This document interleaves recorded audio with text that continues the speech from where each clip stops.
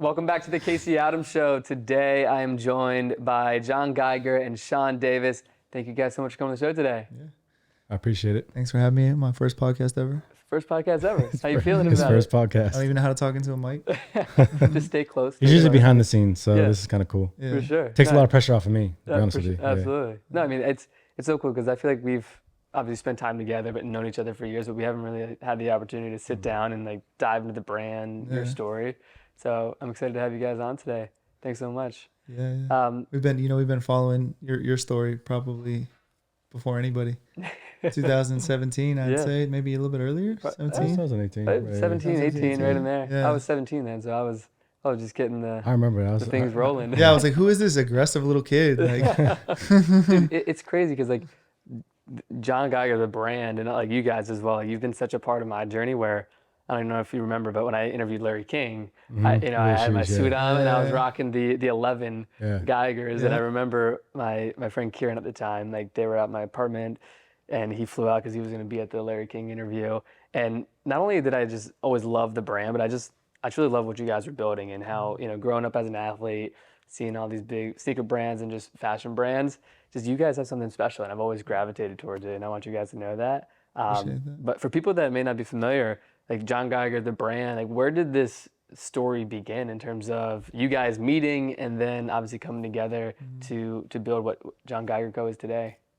You want to tell the story? yeah, so my background's a little bit unique. I was a sports agent for 10 years or longer, and I still am in basketball. So, and John being from Pittsburgh, we were both from Pittsburgh, and kind of like Pittsburgh's like that kind of place, like where it's like if you're doing something, you know the other person. You know? Yeah. Like everybody kind of knows what everybody's doing if you're like coming out of the city. So I knew of him. I didn't know him, but we had mutual friends, and we happened to meet at a music listening party Okay. to a group that never made it. They didn't make Oh, it. man. Great guys. Great Yeah. guys. They didn't make it. But anyway, we met there, and It's I was hard, like, man. It's hard. yeah. He walked in. I was like, he's pretty cool. Yeah. Like, So, but he was at the time, he was in sports at the time. We were getting into sports. He was finishing college, and I was already had like started my career, and like I was already doing pretty well in it. And I was just like, hey, we should kind of work together. Like, let me just not work together, but like, let's just be friends. Like, let me show you the ropes. Let me just see, like, this is some ways you can go and navigate being in sports. And we just naturally built like a friendship off of that. Yeah. So like to fast forward, like we were just friends for a long time. And John was, doing his thing in fashion. And I didn't really know anything about fashion or shoes, especially because I was kind of green to the whole thing. And but my athletes that I represented at the time would come to me, and they'd see, and they'd be like, yo, you know John Geiger? Yeah, like, why? Yeah. Like, yeah, it's of course. Yeah. Like, man, like, can you get me these shoes? I'm like really? Like, I didn't like understand like the magnitude of what he was doing. And then it really hit me. We went to Art Basel together. 2014. 2014. Wow. This is 13, 14? 14, Wow. yeah. 2014. I was going to Art Basel in like 2011. Oh my Yeah. God. Yeah. You've been at this for a Yeah. minute. Yeah. Yeah, he's been for a while. So we went to Art Basel together in 2014, and Wow. people were coming to him saying, "Hey, can we get a picture?" And this is like before like influencing and like influencers, and like people were really like blown up off social media. That was like right at the turning point. Like I got on social media like 2013. I was 13, and like that's when I started like, what is this 13. world? It's crazy. Yeah, because you weren't like, it was like people didn't really like know you from social media. It was like kind of weird at the time. And people were taking pictures of him. Like, can I get a picture? And I was like, yeah. He's like, no, I'm telling you, like, when I'm doing something. I'm like, oh, Yeah. It kind of clicked. And I was like, But you guys are just friends. Like, there's Just no friends. business association at all. You guys are like, oh, Like, I would wow. hand him the phone. Like, people would hand him the phone, like, Yeah. can we take pictures? And he'd be like, okay. yeah. That's so epic. Like, Shaq Glizzy was, like, performing at the time. He had, like, a big hit. It was at some, like, random, like house party type of thing. Yeah. I still, when we go to, anytime we take a yacht out in Miami, we drive by that house, I instantly remember it. Yeah. That's Because great. of that. And so he was dropping the misplaced checks, and they were going nuts. Customs, basically, at that time. Yeah, people are not familiar with the misplaced checks. He had this vision for this idea to I can tell a little bit about it. Yeah. He had a vision to customize a Nike, and he had this idea that he put together of putting multiple checks on a shoe. And at the time, customizing wasn't huge. It was like known, but it wasn't big. And he was selling them for like the Air Force Ones for like $500, which was nuts. And he was and they just went nuts, selling out instantly. Wow. Yeah, so I like. Was this, and I'm curious, like from your perspective, John, at the time, and like before diving into like, your story as a designer, are you selling them on social media, Yeah, or like, I or how was was that going down? I basically just made a website, which it's funny we still own it to this day. It was called What Has He Done for Society, because I was trying to get blogs to pick up the story about the misplaced checks, and one of the guys from one of the biggest blogs, I'm not gonna throw him under the bus, but he had made a comment to one of my friends, was like, "What has he done for society?" And it was like this whole like, but you don't see what's going on at the time. So that was the website. Made the website. I think the first time I dropped only like 30 pairs, but they were gone in like a second. Yeah. And that was 2013 going into 14. Wow. Right around there, somewhere around the time. And the two people that bought them were Ocho Cinco and Tiana Taylor. How did they? I mean, me and Tana go back a little bit farther, but Ocho Cinco, that was the first time that I've met him outside of being around Rivas. Yeah. And they bought them, and that, I mean, we're still, all three of us are friends to this day still, yeah. Wow. So that was kind of cool. That's crazy. I mean, yeah, talk about just leveraging social, the internet back in that day to sell things. That's early. Yeah. And that's the thing with John. Like John was like, I don't know how to say it's like not a lame, but he's always cool. Yeah. Like before fashion, like he was just cool. Like yeah, I mean, if you look at, we were just talking about the influencer thing, and we talked about this prior. What's super crazy about the whole thing that just passed with Nike and stuff like that was Nike was sending me boxes of shoes in 2013, 2014 that clients that I was working with at the time weren't getting those. And everybody that just couldn't understand why. And at the time, I didn't understand. I didn't care. What was cool for me was I got a box of unreleased Jordans or LeBrons at the time, which were big. Yeah. I would post them and it would help my following. But at the time I was realizing that was just the break of an influencer. Yeah. You know what I'm saying? Like I would never get a free box of shoes now from a brand, obviously. But at that time, that's what I was getting those. And I wasn't putting two and two together. I was just using that leverage to like tease shoes, and all the blogs that posted pictures of that repost them because that was the first time they seen them. Yeah, they're like, oh, who has? So Nike would send me these big boxes of unreleased shoes, and I would just wear them, and that's how the following started. How was Nike? Like, take us back to like the origin of what led you to wanting to get into design and get into sneakers, and have the opportunity where Nike's sending you out shoes. Like, how did that all start for you? I mean, being just into sneakers in general, that goes back to childhood. We talked about it prior to this, was music videos. Yep. So music videos really influenced like my fashion influence. So I remember coming home in like 3rd or 4th grade, my dad being like, Snoop Dogg's on the front of the bike and he was wearing the Penguins. I'm from Pittsburgh. Yeah. And he had his hair out and stuff like that. So I wanted to dress like that. I think it was around that time, that age, that I really like clicked like fashion for me. So it'd always be like what was whatever was influence. I went through like my jersey phases. I went like wearing big jerseys. I went through all the phases that everybody went through. Course. But I would always like mix and match them. And I moved around a lot in Pittsburgh. So, from 3rd grade all until graduating college, I went to 7 different schools around Pittsburgh. So that also influenced different genres of like communities of like, how, like different. At one point I was wearing Gap. Okay. My first day of school, Keystone Oaks in 8th grade, let's say, that was a more like predominantly white school. Yeah. And I went in there wearing like a Barry Sanders jersey and Tim's because I just came from Bloomfield. For sure. And then everybody would like make fun of me, so I'd have to adapt. And like I went into remember wearing like Old Navy and Gap. Yeah. Wow, but I knew it wasn't me though. I knew it wasn't me. So when I left that school, I couldn't wait to like not be in that crowd anymore. But fast forward to maybe like 2012. Am I going off topic? No. I think I'm just laughing at the fact I'd never heard this story. I'm just picturing you in Gap clothes. And Gap and Old Navy was big in my 8th grade year, going into 9th grade. So Keystone Oaks, it was predominantly white school. But fast forward to working with Nike I was working with Darrell Rivas, and I was basically taking over his like management roles, which at the time, again, there was no athletes didn't have managers. Now they do. Yeah. I remember getting made fun of, like, you're not an agent. What are you doing for this guy? But at the time, we had Nike, Motorola, Google, it was because of him, and then Land Rover. Wow. So within maybe like, a year of working with him, I was going to dinners, and then we would meet someone from Land Rover, we'd get a deal. Yeah. But the biggest thing for me was every time he had Nike meetings, I would go to Oregon with him. Mm-hmm. And at that time, that's when I realized that the business side of footwear. Yeah. And around 2011, 2012, Nike started working on his own silhouette, which was going to be the Nike Zoom Rivas 1. Yep. And prior to that, why it was so big was Michael Vick was the person before him that football would get their own shoe. you know, football in the U.S. is football, but worldwide it's soccer. course. So football for Nike was the bottom of the totem pole because they wore, you know, helmets. So they're Yeah. so he was going to get his own shoe. And I went to these meetings and it was called the Nike Zoom Revis 1. I would give my input every day. And slowly you started seeing like I would go there more. They would have me come there more. Now they were having me come without Darrell. Wow. Then they started sending boxes, giving my opinion. Okay. Wow. Yeah. Makes So the sense. misplaced checks was right around the end of being like, okay, I want to do all this stuff, like giving them too many ideas. Mm-hmm. And, you know, they just weren't giving me the feedback I wanted. So I was like, I'm gonna do it on my own. Yeah. You know, and that's when the custom thing started. So I'd say around 2012 was when, you know, when I met Trent Casper and Ken Link from Nike. Mm-hmm. Ken was really known for all of LeBrons. And then Trent now is at New Balance. Those are the two people that like influenced me to like understand the business at Nike footwear. And then I went into customs basically. And then 2014-ish, 15 is when he basically was like, why don't you just make your own shoe? Wow. And John Geiger was born in like 2016, 2017. I was just about to ask. I gave you like so much information at Yeah, once, but very well, like, I probably missed a great. million things, but the time frame is like early 2011, 12 was working with Nike. Yeah. And then that's when they started giving me so many like shoes and ideas and Makes feeding sense it. now.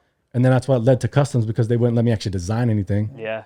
You know, I started getting ahead of For myself. sure. You're like, hey, I gotta go do this by myself and like create my own So thing. yeah. And it's crazy because neither of us had any entrepreneurial experience. Like it wasn't like, hey, I'm like I know how to run a business, and he's the creative, and like let's figure this out. Like, no, I went to John and I was like, hey, we should do your own shoe. And he's like, yeah, we should. And he's like, how? I'm like, I don't know, we'll figure it out. And that's also the thing Yeah. too. So you have no entrepreneurial background in both of our families, Yeah. Pittsburgh, blue collar. Yeah, me neither. Right? But not even Makes a difference. fashion from Pittsburgh. It's not like I came from New York or Yeah. LA Absolutely. or anything. So coming from Pittsburgh, being in fashion is like unheard of. You know, we had Andy Warhol. We have rappers and musicians or athletes that come from Pittsburgh, but none of the arts have ever came from Pittsburgh besides like Andy Warhol. So that was like that's who I looked at. Like that's what I wanted, you know, break out. Absolutely. And where I went to high school, it's kind of crazy. I went to Plum, right? It's like outside the city. Super far. Okay. Yeah, home of Pat Sticks. McAfee. In the sticks. Okay. That's our claim to fame now. I've only been to Pittsburgh like once. So I don't really know the city that well. Yeah. Yeah. It's a good city. It's growing. Yeah. It's just a very, very blue collar, like. For sure. But where I went to high school is like fashion is not a thing. Like, Okay. fashion is not a thing. But one of my friends from high school is the principal now. No And, way. yeah, and he was telling me, he was like, you know, like when I wore my John Geigers, like all the kids come up to me and talk about it. And, like, I can't believe that I know him. And I'm like, yeah, I know him. And he's like, he said when we went to school,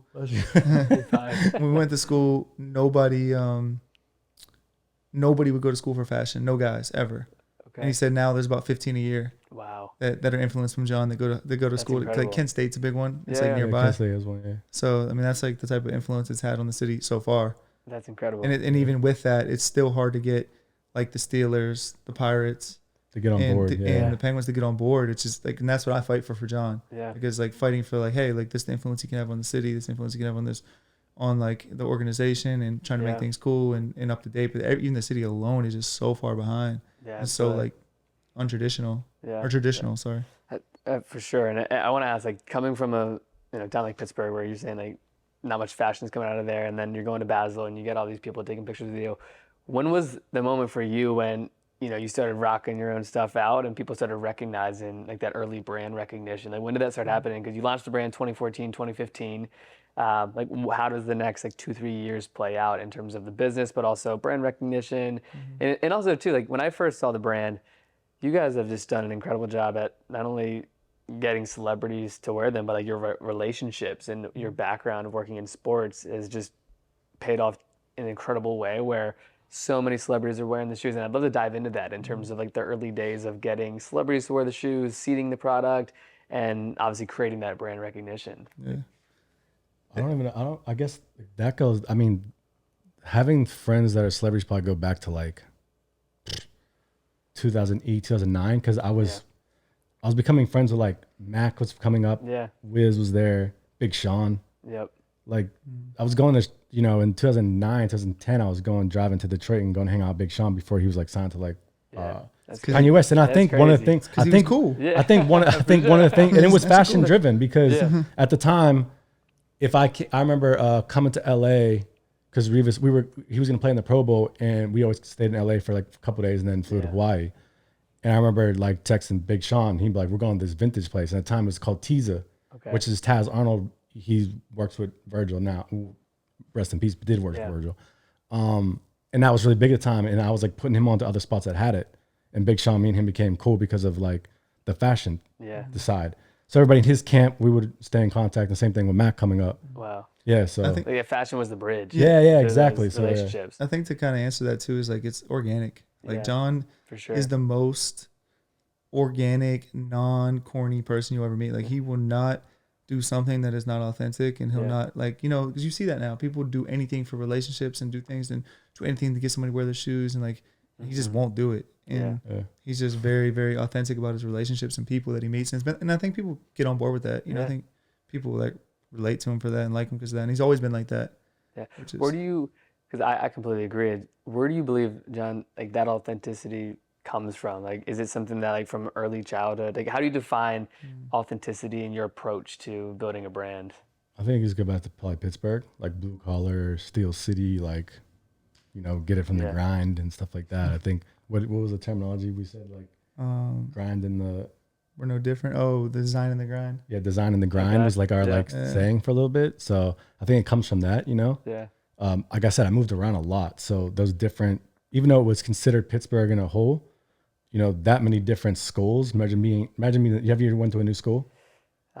No, actually, but could you imagine could you imagine moving across the... We're sitting here, we're not moving. Yeah, could you imagine going to a whole new store and starting over like every couple years? It's actually my mom. On the flip side, my grandfather military, so she went to like 7 schools. So she was like, "We're gonna stick to one," because she experienced that, and it was hard. So it was sometimes Catholic, public, you know, it was a rural area or more, you know, so it was always different. I think that's where it came from. Yeah, the whole like the way I thought about even our business moving forward and the way I thought about designing was probably from where I came from. Absolutely, that's incredible.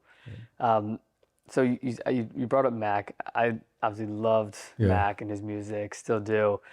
And you were in one of his early music videos, and I remember when I was first like hearing about the brand, and then I put 2 and 2 together. I got a funny story for that day. Like, talk to me about both of you, like the relationship with Mac, how that originated. Obviously, like you're talking about Big Sean and all these people, and there's that organic, authentic relationship that stems from just a passion, you know, a mutual passion for fashion. He was in high school. Talk to me about that. So for whatever, I don't want to say it, for whatever reason, Revis really at the time was, you know, the Revis Island days was, you know, he's in his prime in New York. Yeah.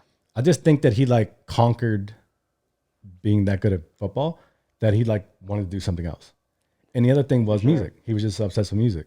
So when that happened, I guess I was in college at the time. I was going to be a senior in college. So he was in his second year in the league. Revis.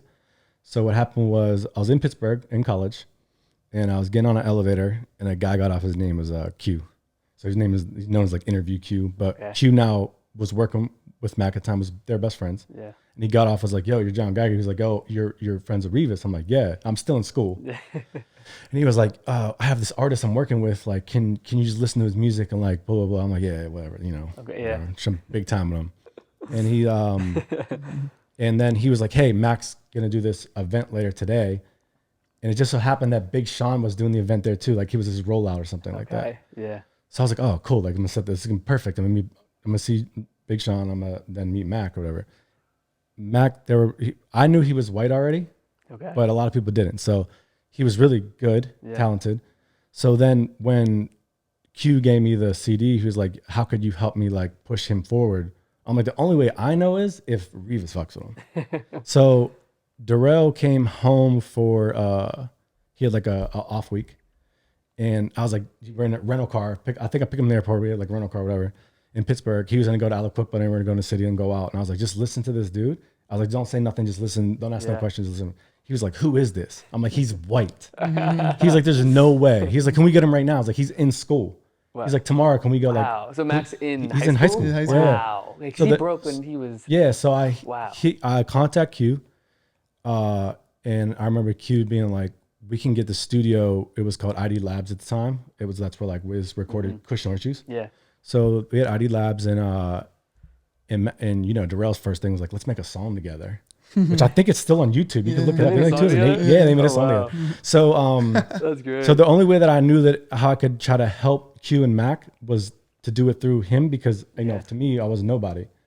So I think like the next day, Q says that he's gonna leave school and we're gonna meet there. They do a song together. They hit it off like bros, like bromance type of thing. It's the Raw Revis. He's in high school, and of course. you ever see the lyrics are Revis take me shopping. I'm in New York. Nike's on my feet song. So of course. there's bars, and now you piece it all together. Yeah. This is how it worked. And at the time, like a week later, I'm still in Pittsburgh. Max like, you want to come to like a video shoot? And Rex Arrow, who's now big, who shot all his videos, like be at Max's house at like 6 a.m. And I have a flight that day to go see Darrell play. And this is a really funny story, but like this is like 3 days later. So I go to the house. It's his mom's house, by the way. Wow. They're in like Squirrel Hill. It's like a little shady side Squirrel Hill area. And I get to the house and there's like no one's there. And I have this like Challenger and they're going to use it in the video. And I had like rims on a Challenger, red Challenger. It was probably in the videos you're talking about. Yeah. And Q comes out. He was like, do you have any condoms? I'm like, what? I'm sitting in the car waiting for them to shoot. I'm like, gonna be in their video. Like, I feel like I'm like bigger than them, For sure. And Matt comes running out like in his boxers, like, yo, can you drive me up the store real quick? I'm like, what do you mean? He's like, we had a bunch of girls over and I need condoms or something. And I was just like, and you were there for the music video. I mean, I'm just to be in the music video. I'm like a lot older. I'm like 10 years, like 12 years older than the kid. And I'm like, okay. So we go to the store. He was like, we're gonna shoot the video in like a couple hours. Just sit at the house. I'm sitting outside his like mom's house in a car, waiting to be like in the video. Yeah. And this dude just wanted to go get condoms because they had a bunch of girls over there. Oh my god, that's hilarious. Yeah. So that was like the start of like Mac, and then I guess your question was like farther down the line was like just took him under our wing basically. Yeah. I think we just took him under our. This is my perspective. Yeah. When the big turnaround was, we had again, I think it was the following year, Revis was doing the Pro Bowl every year, so we would do LA for many days. And we brought Max. So Max's mom calls me and was like, please don't let him do anything like wrong. Yeah. I think she was saying no at first. And then I remember like me and Q's relationship was kind of rocky because I think that he thought like we were trying to take him, because we weren't paying for everybody's flights. I think we paid for Max. And Max come to LA, and that's when we met like Rostrum Records and everything like that. Wow. That's when you knew he was a superstar. Though we stayed at the W Hotel. Yeah. And the next day we got a call. I got a call to my room. They were like, "Hey, this kid that's staying in the other rooms is under Darrell's like credit card. Like, you need to go talk to him." And we went to the room, and it was like I knew he was a rock star at the time. It was like he was smoking cigarettes in there. Like, oh my god! I'm like, you can't smoke cigarettes in the hotel. I was like the median person. Yeah. And what happened like directly after that, like a long story short, was we had taken him to go. He met with like Lil Wayne, he met with a bunch of people. Wow. And then from my standpoint was like, it started getting rocky because Revis' agents then realized how talented he was and was trying to maneuver to bring him through like Lil Wayne and their people. And I didn't understand business and I didn't know how to like be like, I'm gonna help you to. Yeah.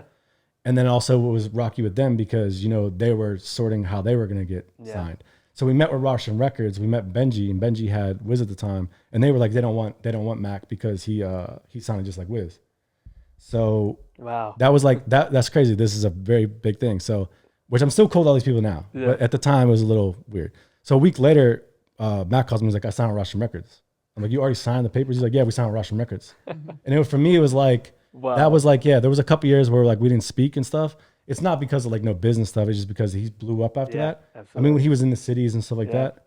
But recently when I moved back to LA, that's when we became cool again. Wow. Yeah. I'm close again. Yeah, close again. It's crazy because in this, like, I know I was like a part, like a side note in this whole story because I saw the whole thing unfold and I'm in sports, I'm in business, I'm signing, like I'm active at this time. So I'm like, yo, John, like if this kid's gonna be big, like you should like, negotiate a deal for yourself and stay involved in his career. And he's like, look, Sean, I don't want no money from him. I don't want anything from him. All I want is to make sure me and him stay friends. That's all I care about. And I'm like, you're stupid. But I mean, but it speaks to authenticity. True story though. Yeah, he really was. And I was like, dang. Like I said, when I go back to being, like you said, authentic and at not being money motivated. Just for the context. So what year was this? Like, were you guys, what year was that in terms of 2009, 2010? Okay. When he like really blew up. Yeah, I'll say right around then.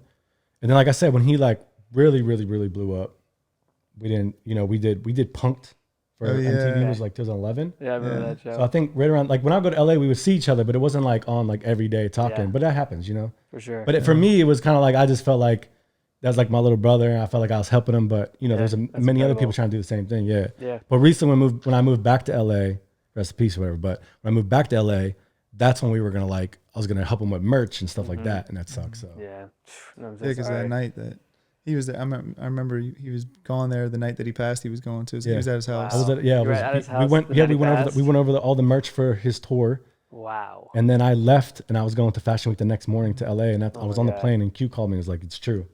Yeah, I remember him like Is we it, had- and that's a, like, literally well, how did the that night. moment affect you guys and you and just what was that experience like as someone that you met him so young, Yeah. right? I think that is such a unique way to like build a friendship and then see him grow his career. Like talk us through that moment and how it affected you professionally. And I think as a I think it was really friend. cool that we got to become cool again, Yeah, and he was starting to like push the brands that I was making at the time, yeah, and I feel like he would have been the person to like really push it now. yeah. But Wow. I was gonna say, I mean, we had a release maybe but yeah, like that's what I was gonna say. That the next day we had a release we did Fashion Week, and that's when we did Patron of the New, and we had Volt 002s, and that's when the brand like really took off. So it was like that happened. Wow. The next day the brand took off. The next day was a video. OBJ comes out, and even though he had pairs of them dancing, and the video goes viral, Oh my the shoes are God. reselling for like $2,000-$3,000 on StockX. And it's the next day.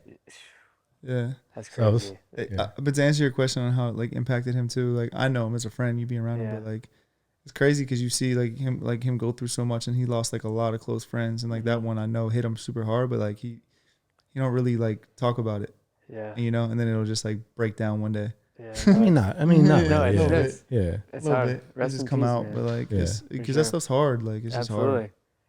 It's like hard to process. Absolutely. Rest in peace, Mac. Yeah. We love you. Yeah. Yeah. Talk to me about the brand today. Like from knowing you guys since 2017, 2018 and seeing all the collabs and just the impact you've made on the culture. It's been incredible. Like talk to me about how you guys operate today as partners, like that process as partners coming from the background of like, hey, let's just start this business, no background of, launching companies. Like what have been some of the moments that you've learned the most, and just bring us up to speed to like how you guys think about the business today. Most importantly, the thing is I don't design, and I don't make any comments on design. I don't say anything about design. Yeah. Like I have to, and I've learned that too. Like, and that's why we work well together, is because he's the creative. He's the designer. He's marketing. He's the whole creative space, and I'm in the business side, and I have to stay focused on like that's what I do. Mm-hmm. And even though like as a partner, like you still have comments and stuff to say, but sometimes I need to just shut up, because like you really have to understand like he's a creative, and he can be moved really easily by the wrong comment, the wrong thing, the wrong say, and you have to just let that transcribe. So to answer your question, like the reason why we do well is because we know our roles. Yeah. I think that's where a lot of people get into business, and they make really bad, like, oh, he's a bad partner. No, maybe not just bad. He's just too much alike. Yeah. And I think like there's this book called Rocket Fuel. That is I really haven't read that. they do great, right? No, I haven't read it. Oh, Rocket it's- Fuel? Yeah, Rocket Fuel, and it just Yeah. it talks about how every business needs to have a creative and a visionary. I'm sorry, a visionary and like a connector, like Mhm. somebody who can get things done, and someone who can Yeah. create the vision. So that's kind of Yeah, I mean, that's everybody says like don't go in business with your friends. Yeah. This is the only business that's worked out with a friend. I None of love the other that. ones Yeah. exist. I anymore. don't see. No, I have I launched like Media Kids, my last software company. They launched with one of my best friends, and it's so ironic because like, we lived together for like 2-3 years, best friends for 4 years, didn't do an ounce of business together. And then when I moved out to LA and like moved in with Jacqueline, that's when we started working together. And I feel like it was like this blessing in disguise of if we lived in the same place in business, it probably would have been significantly Yeah. more challenging versus definitely true. having that space to think and to really work through different things we're going through. But it's so cool to see you guys how the partnership has grown and been successful. I personally have a strong opinions on that, because people say don't go in business with your friends. I question more, is that really your friend? Mm. Because I think if you go into business with your friends, like I have his best interest at all times, and he has Yeah. my best interest at all time. So he can say some super hurtful things, and I can say, but it doesn't matter. Like I know what Yeah. his true intentions are, Yeah. and we just keep it moving. I mean, it's just, Yeah, it's it's just true. not, a lot of it is in fashion business, let's say, I don't know if by like tech or something, but like fashion would be, everybody wants to be like this, the designer, the being like called a designer now is like the new like wave of like, you know, when everybody wants to be a rapper or want to be this or that. So what happens when you have other people trying to give design standpoints, my vision for what I want to do for, it's my name too. So it's kind of like, absolutely. know, at the end of the day, I'll fight tooth and nail, like to get the design to how I want it to be and the push to where I want to be. I'll listen to everybody's input on like how the rollout or what we're going to do. But at the end of the day, I have to do what I want to do.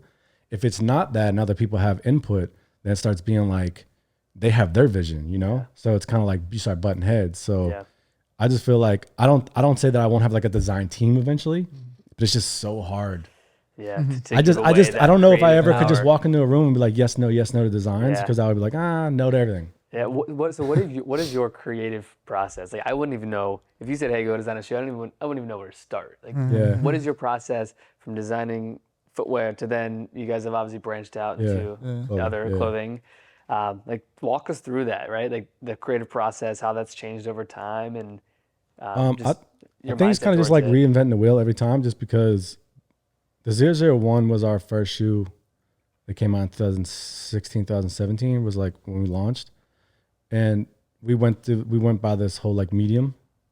Medium from us was like, there's two ways to look at it. There's a medium of like, I really wanted to take high-end quality. So basically, I was wearing Jordans that were like lower price, right? And everybody has them. Or I'd wear like Margielas, which were like $800, $900 and my feet hurt. Yeah. So if I can meet this middle medium was like, that's why we started everything. Yeah. And that medium was kind of like what we led into what we call it now is luxury that has no price point. Because everybody like, take like Cartier or something like that. People want it because it's really expensive. A lot of people can't get it. But if that same thing said like, you know, Joe Schmo on it, you might not want it, but it's the same exact thing. Yeah. So for us was like meeting this medium of high quality materials, but also still affordable and trying to meet these, put it together. We have items that like, you know, 002s are 320, 350. Our first shoe was 500, but the GF1s are lower. But all of them have the combination of high materials, good quality, but for the price point of what, you know, the production is. Absolutely. I think that's incredible. Like the future of the brand is going to be based on luxuries and a price point. And he's been super like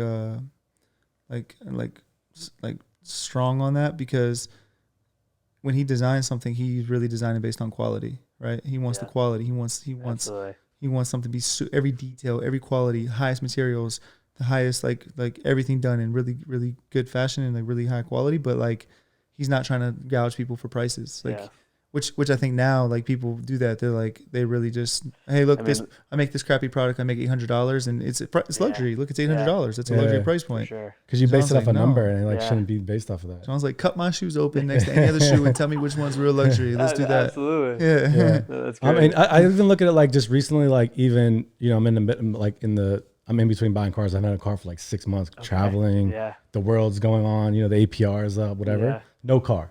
And you look at it. I don't know if you're into this, but like, have you seen like the new like, it's a Toyota, the new truck that's coming out.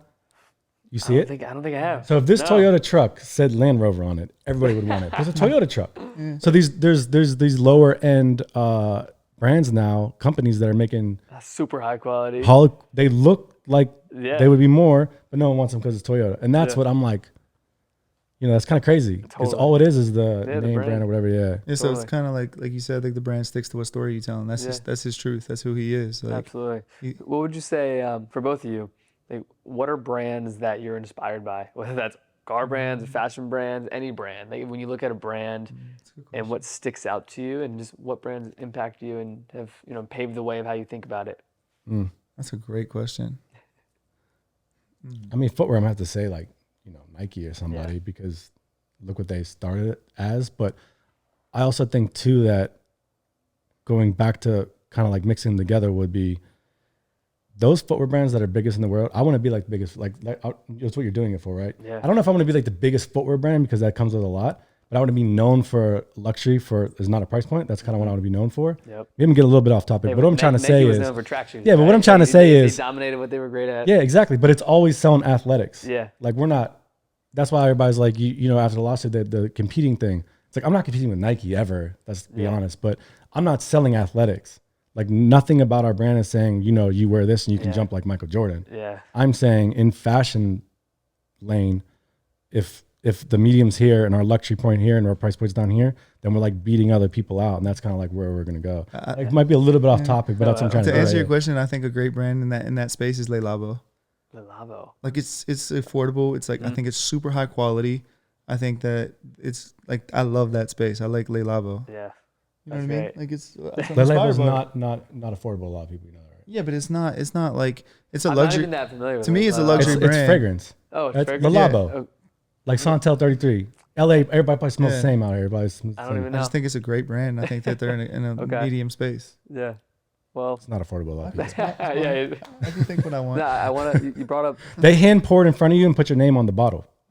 Doesn't sound affordable, Hey, right? what- Doesn't sound affordable. How much is like an affordable bottle of cologne? I have a bottle of Creed. I think it's 400. That's not affordable. How much is either. it? 400. 400. That's not. I mean, that's. Do you not understand how affordable. big the Creed is compared to the Yeah. bottle you No, buy? I'm saying like people. If you're not like into fragrance, you're not just gonna go wake up on a Tuesday and go buy a 400 or 500 bottle of cologne unless you're like into it and appreciate it. Your taste level's different. Or you got a fiance like I do with Jacqueline that says buy this. You're like okay. Yeah, Yeah, but, I mean, but it's- you don't. But when you buy the Le Labo, even though it's a little expensive, but it's not Yeah. crazy expensive, you don't feel bad about it. You feel good about it. For Like, sure. I bought something that's quality that I love. That's not overpriced, but I want to wear it every day. Yeah, That's how I feel. Yeah, I love that. I feel you.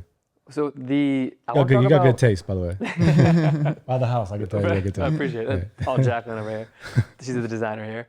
Talk to me about the mindset, and by no means we have to dive into details, but the Nike, the lawsuit, obviously that was big news, complex. All these news outlets covered it.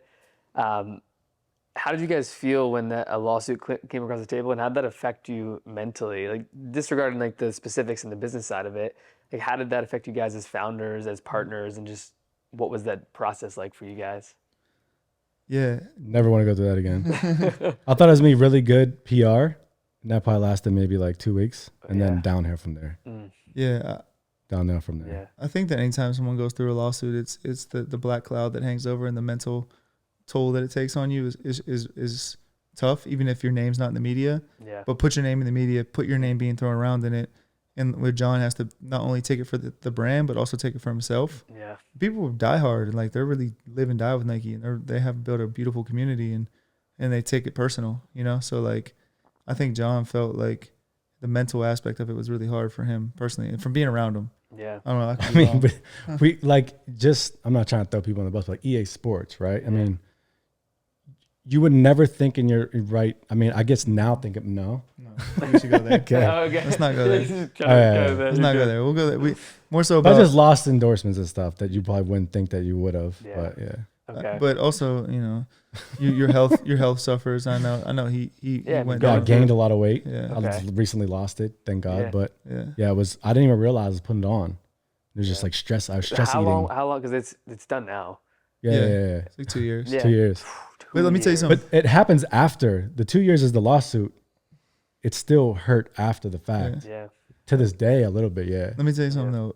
Watching him, this is one thing I want to do in my life. I want to gain a whole bunch of weight and then lose it, because you're like instantly a hero. Like everybody's like, "Yo, you look amazing. You're instantly good looking." Got my teeth done. Yeah. Okay. But John, like, it's crazy to see like his transformation is like. And then we talk about mental health, and we'll transition like to physical health. Like physical health, I for sure see his physical health change and impact him as a designer.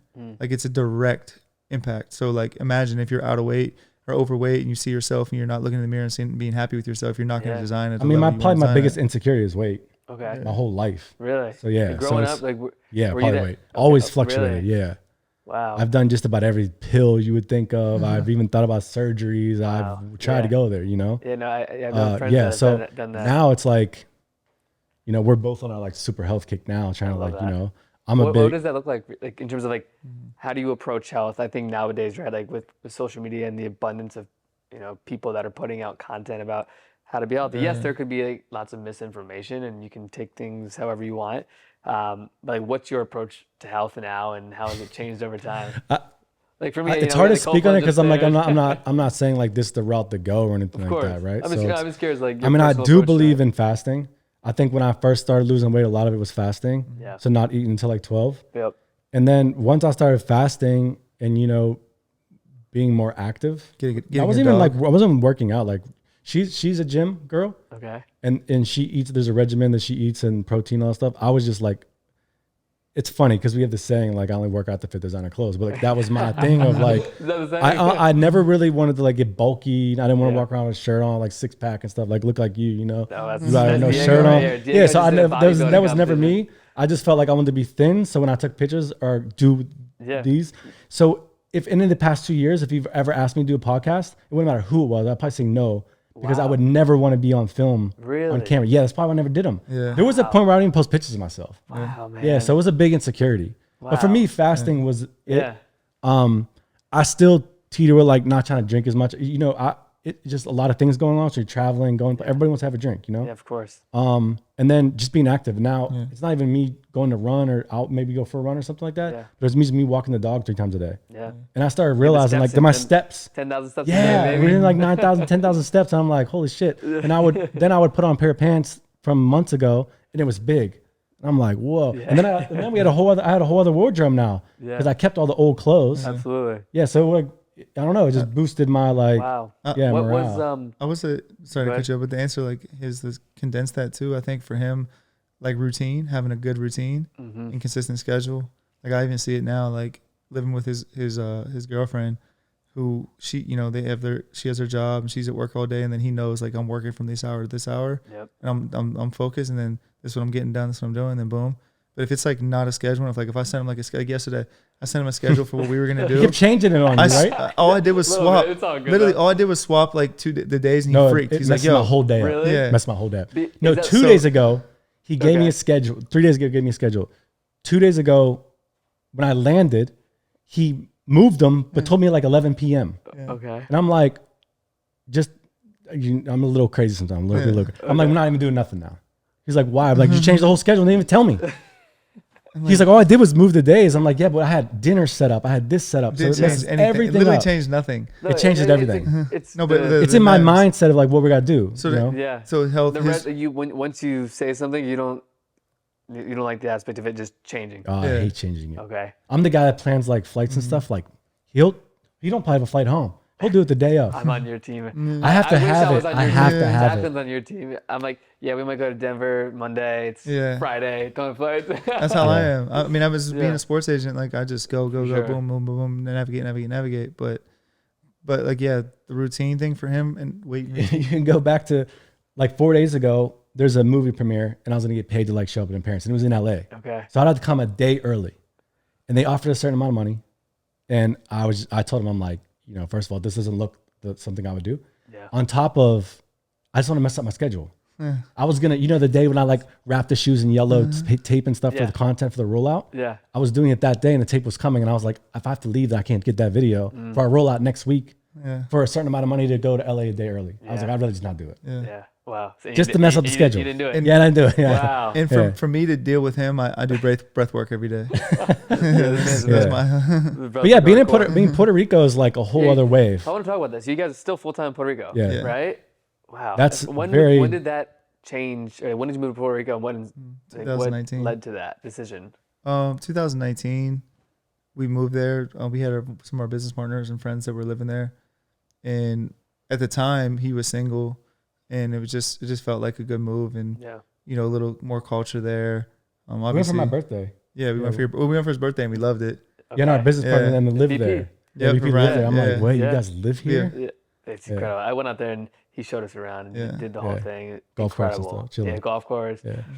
Wow. So Puerto Rico, 6 months out the year, and then you're traveling the rest. Pretty much. It's crazy because I think both of us being from Pittsburgh, we don't grow up with much culture. It's like white or black. Like it's it. And I think just having like a new culture is inspiring, I would say, and just seeing how other people live and just meeting different people that aren't really. I have my places we like to eat there. Yeah. I have a vintage store there, Backdoor Vintage. They're in San Juan. Yeah. There's sneaker stores that we go to. I actually might be coming out in the next month and a half. Yeah. So perfect. I'll let you guys know. Yeah, we'll have to set some good times up there. For sure. Yeah. Wow. But that also helps with health because, I mean, who doesn't want to get out and walk near a beach or, go for a run or the dogs love it, Yeah. It's almost like it helps with my mental and then it helps with like health. It helps me get away from everything. Yeah. It's like Absolutely. you're in the U.S., but you're just not somehow. I don't know. It's a Yeah. little, it's different. Yeah. It's definitely different.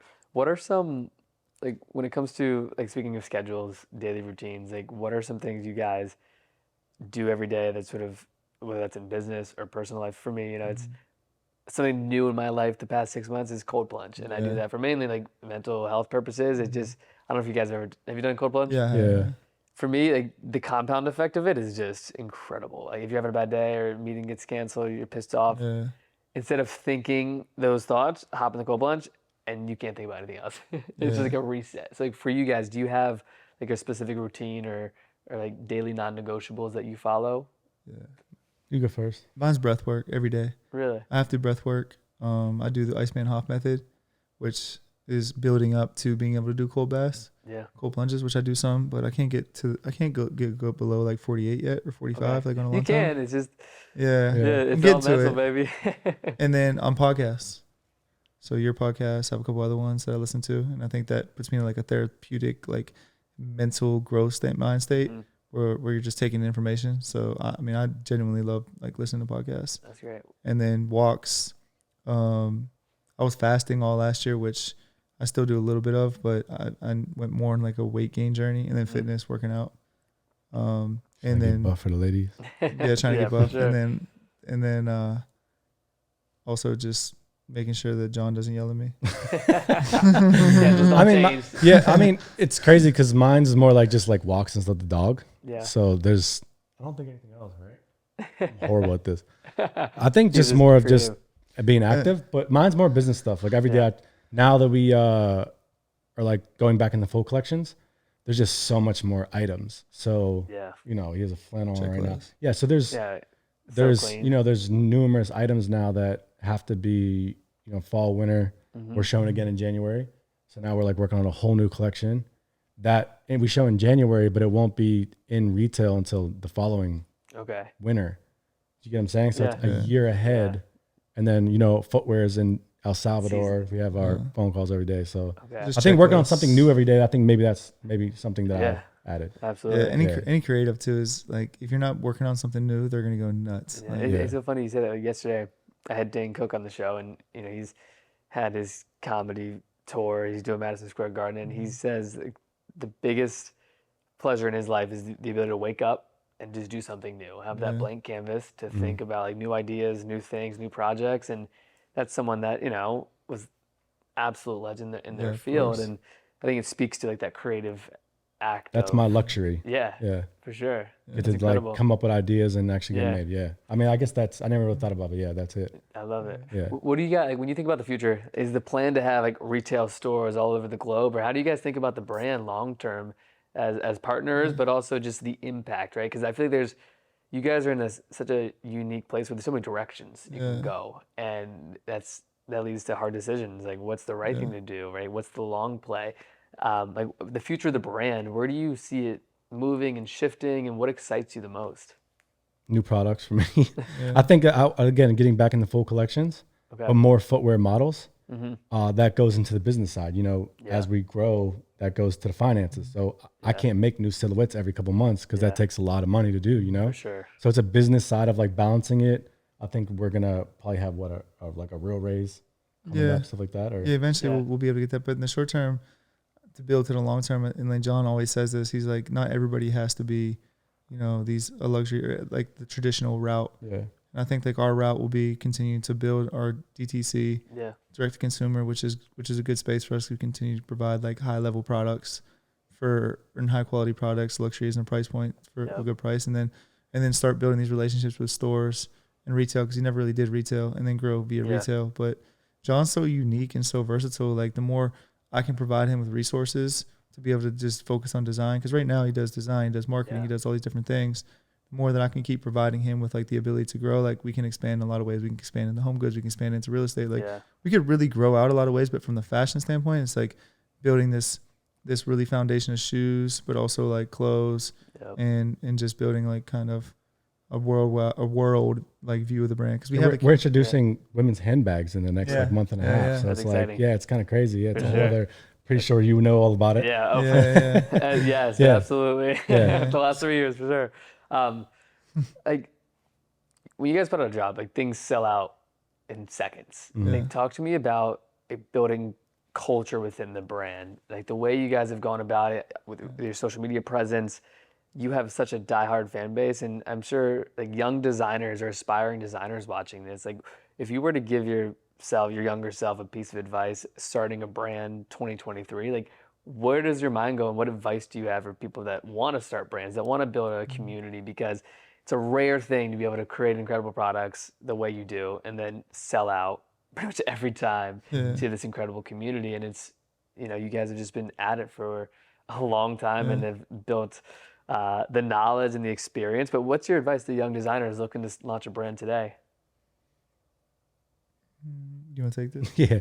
I mean, I think there's like two ways of I'm going to answer this. One is being that fashion right now is so viewed as like you see these fashion weeks and you see the runway shows and stuff like that.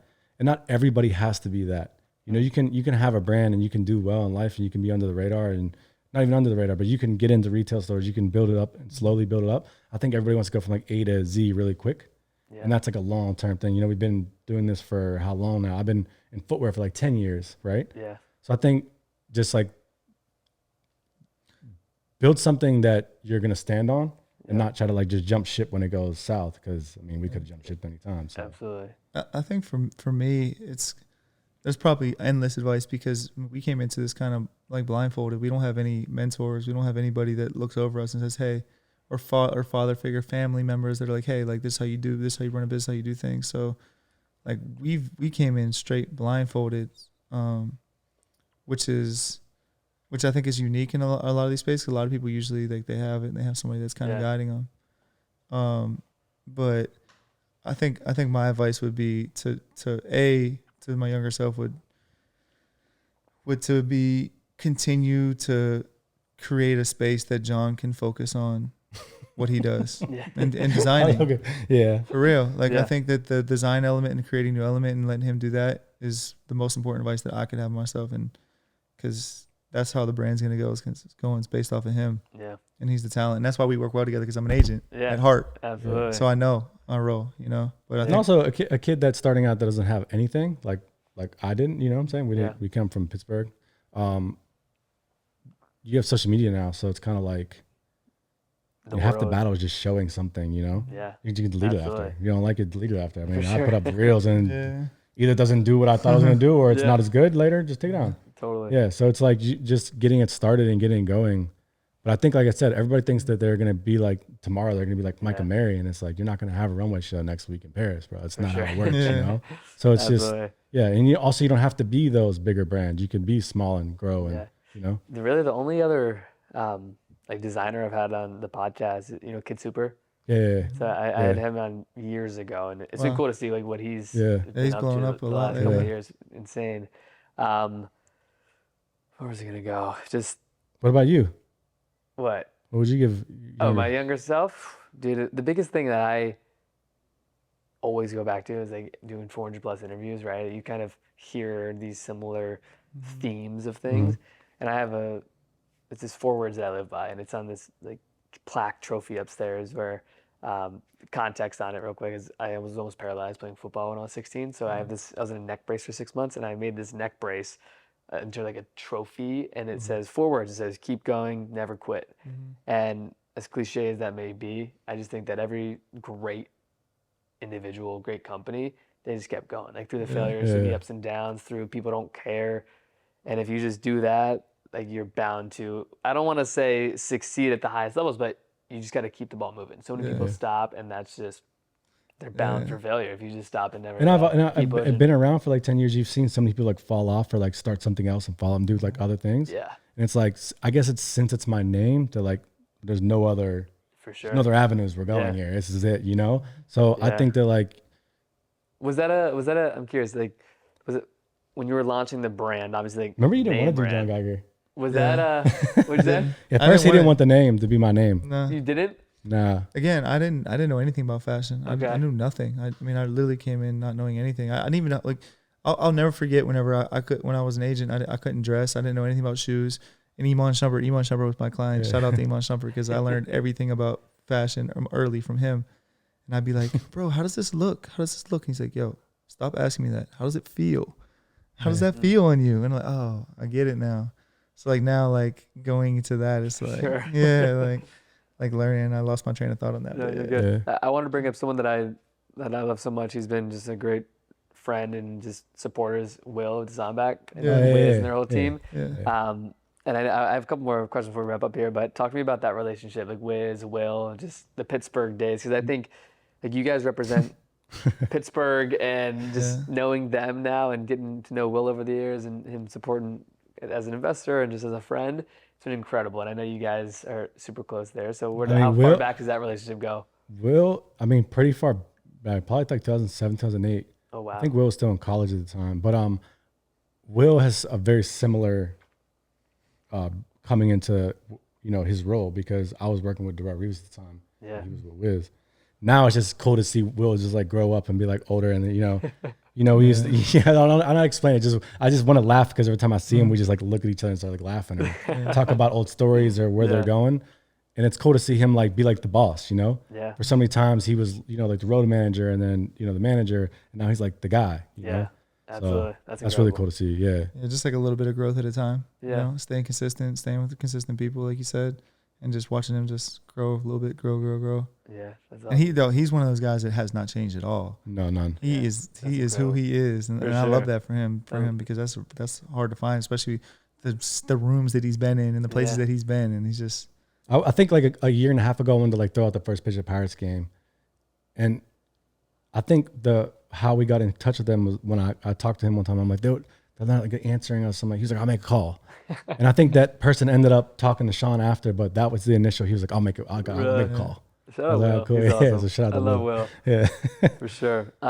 This episode is brought to you by Head and Shoulders. Dude, Casey's hair, right? Head and Shoulders. That's the product line for me down the road. If we get to There like you go. the hair care, holler at me. We'll do a partnership. I'm gonna need some tips soon.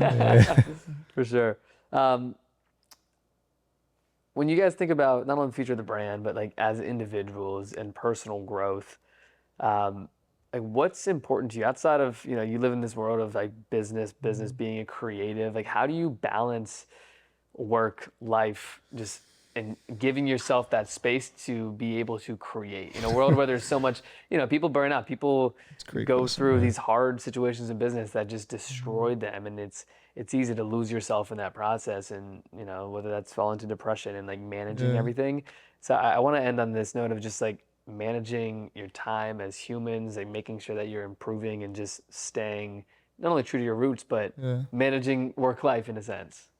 I'm not great at it, but I'm trying. I'm trying, especially our relationship, with my friendship, with our business relationship, family. I mean, I'm trying. Yeah. It's not easy. That's all you can do. Yeah. I think for like as a business, the most important thing is to make sure that I always have his best interest and he always has my best interest. Yeah, for sure. And as long as you keep that same mentality, then you'll always get on board with whatever's going on and have understanding and communication, good communication in that. But like personally, man, that's a struggle for us because we care so much. And I think that's something we're still trying to figure out. So if you have advice for us, you tell us, because I think it's just we just want to work all the time. Yeah. We want it to be successful. So you put a lot of pressure on yourself. So, Absolutely. But I think that's like probably the biggest thing is just don't put so much pressure on yourself. Yeah. So much easier to say than to do. Yeah. For sure. There was this guy who was a good friend, but he passed away a couple of years ago. Trevor Moad. He was the brain trainer to Russell Wilson. Dude, I know him. Oh yeah. He was at IMG. He was at IMG.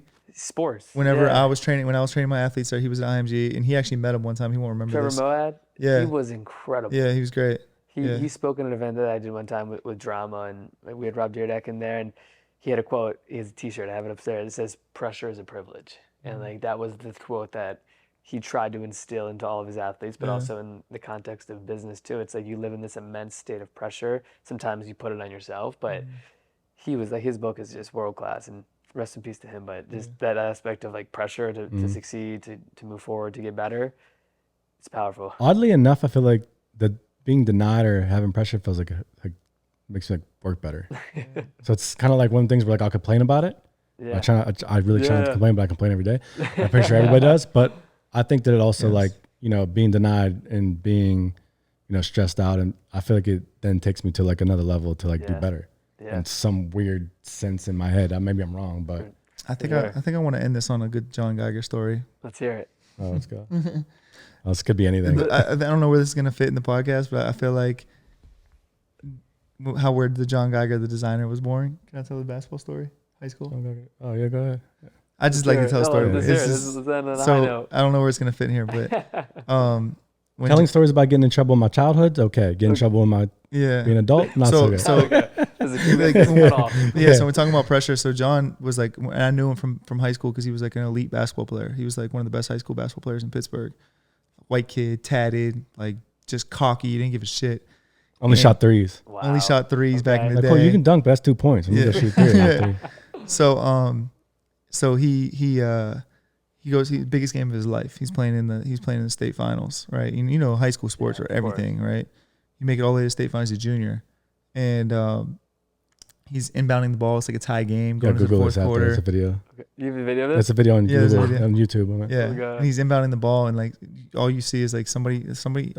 He says he claims that the person like hit him like kind of ball tapped him from behind, and all you see him is put the ball in his left hand, turn around, and just start throwing punches at this kid at the bench. An entire brawl breaks out. No, it's a bench clearing. People running from the stands. The whole thing's my people fighting each God. other.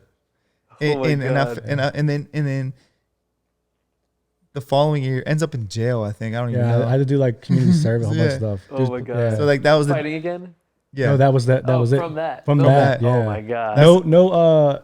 I was talking to like 2D1 schools at the time. Never spoke to me again. Oh my God. So Yeah. that was, we like to say that was the day John Geiger, the designer, was born. But the next year we go, sure. but same team, same place, Hershey Arena, Pennsylvania State Championship game. We Yep. beat the same team. Oh Which my would make me God. think that like his ability to handle pressure was probably birthed from playing sports as a young Yeah, kid. listen, I'll tell you basketball. something crazy right about this. I just thought about this now. After that year, I had to do community service. I had to do all this stuff. And I remember my letterman said Geiger real big on the back. I would go downtown. People would like see it. Yeah. And this is really crazy. We came up with a slogan that I came up with. It was called like unfinished business. And we put it like on all the clothing that we wore going to our senior year. It was this unfinished business thing. Yeah. And at the time, I guess I designed some pieces off of storytelling that I didn't even know I did until right now. Yeah. That's actually really cool. Yeah. And So it was called you were- unfinished. We wore I didn't even pay attention to it until right now. Wow. But I was like, we should call it That's unfinished crazy. business. And we put it on like back of t-shirts on our hoodies. And we went into like That's Hershey actually- Arena that day. And I cut my hair different. It was like a whole new like wave. Oh my God. Yeah. And I didn't even realize until right now that that's what it was. Being a It was designer like, back then, yeah. without even And trying. storytelling and how to come Yeah. up with like a slogan. Yeah. Sell it. Yeah. Wow. And like now That's he's tight. he's elite at storytelling. That's what he's great at. He's telling Yeah. stories. So it makes sense how it all ties back together. Yeah. John Geiger, Absolutely. the designer, was born. I love that. Yeah. God, I gotta see that video. Yeah. Go on YouTube right now, John. Yeah, Geiger. well, before we wrap up here, like moving into the future for everyone that's watching, listening, where's the best place that everyone can just stay up to date with all the drops coming out, with the brand, and follow you guys overall?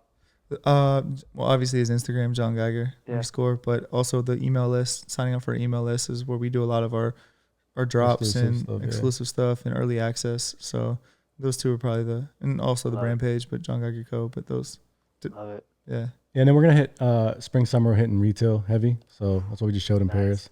So local retailers like, Saks, stuff Yeah. like that are going to be That's picking up exciting. certain silhouettes. Ooh, Yeah, so we're let's branching go. out. Yeah. That's exciting. Yeah. Well, sweet guys. Well, thank you so much for coming on the show. Yeah, today. I know yeah. we've been Thanks. trying to make this for a while, so Thanks I for really having appreciate us. your guys' Thank you. time, the stories. Like, I'm just so stoked to continue to see the growth. And for everyone watching, listening, make sure you go check out John Geiger if you haven't already. Oh, I'll cameras make on sure me. to link That it one down over. below. And appreciate you guys coming on today. Thank you. All right. Appreciate Thanks, it. Case.